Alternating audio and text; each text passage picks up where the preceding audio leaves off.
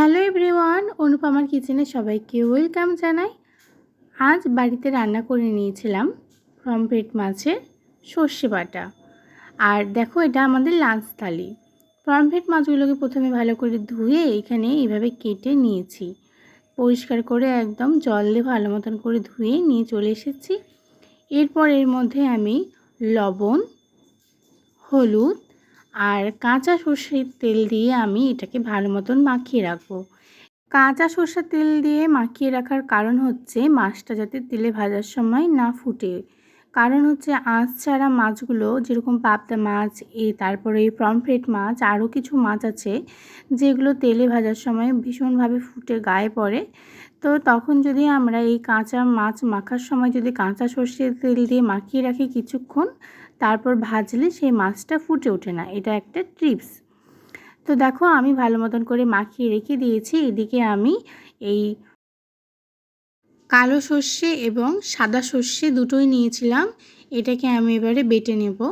এটাকে ভালো মতন করে জল দিয়ে ধুয়ে নিয়েছি 3-4 বার করে। আর এখানে আমি লাল লঙ্কা আর সবুজ লঙ্কা নিয়েছি। এটাকে দেখো এবারে আমি পেস্ট করে নিয়েছি। এদিকে মাছগুলো মাখানো ছিল 15 মিনিট মতন। এবারে আমি মাছগুলোকে ভেজে নেব। কড়াইয়ে সর্ষের তেল দিয়ে দিয়েছি। সর্ষের তেল গরম হয়ে গেছে। এবার আমি এক এক করে মাছগুলোকে ভেজে নেব। আমি এখানে প্রথমে 2টো মাছ ভেজেছি, তারপরে আরও 2টো মাছ ভেজেছিলাম। এই সর্ষে বাটা করার সময় মাছ কিন্তু খুব বেশি ভাজতে হয় না, হালকা ভাজলেই হয়। কড়া মাছ ভাজলে কিন্তু ভালো লাগে না খেতে। সেই জন্য আমি খুব বেশি ভাজিনি, অল্প মতন করে ভেজে নিয়েছি। এখানে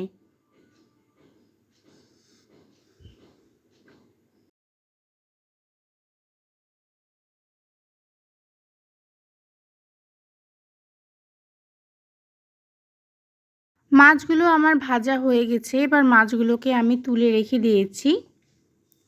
সবগুলো মাছ আমার ভালো মতন ভাজা হয়ে গেছে। এবার আমি সম্বরার জন্য প্রথমে কাঁচা লঙ্কা আর এখানে জিরা ফোড়ন দিয়েছি।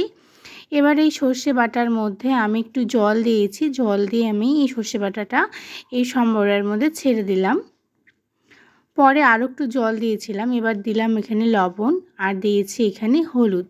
পরিমাণ মতন দিবে। হলুদটা খুব বেশি দিবে না, অল্প পরিমাণ দিলেই হবে, না হলে হলুদের কাঁচা একটা গন্ধ করবে। দেখো, আমার দেয়া হয়ে গেছে। এবারে এগুলো ফুটতে দিব। ভালো মতন ফুটে গেলে এর মধ্যে আমি এবার এক এক করে মাছগুলোকে ছেড়ে দেব। সবগুলো মাছ আমি এখানে ছেড়ে দিচ্ছি।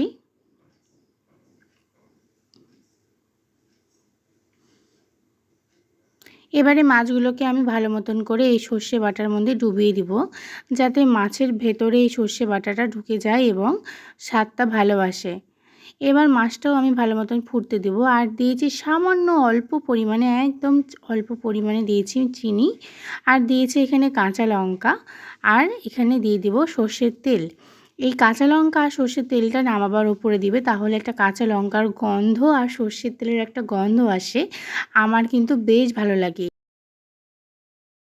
তোমরা পমফ্রেট মাছ কীভাবে বাড়িতে বানিয়ে খেয়েছো কমেন্টে অবশ্যই জানিও।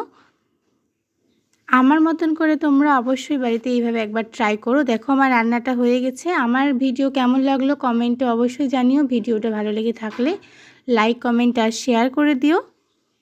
আর আমার চ্যানেলে নিত্য নতুন ভিডিও পেতে চ্যানেলটিকে অবশ্যই সাবস্ক্রাইব করে পাশে থেকো। চলো, টাটা সবাইকে, থ্যাংক ইউ। এটা ছিল আমাদের লাঞ্চ থালি। দেখো, এখানে আমি অনেক খাবার নিয়ে নিয়েছি।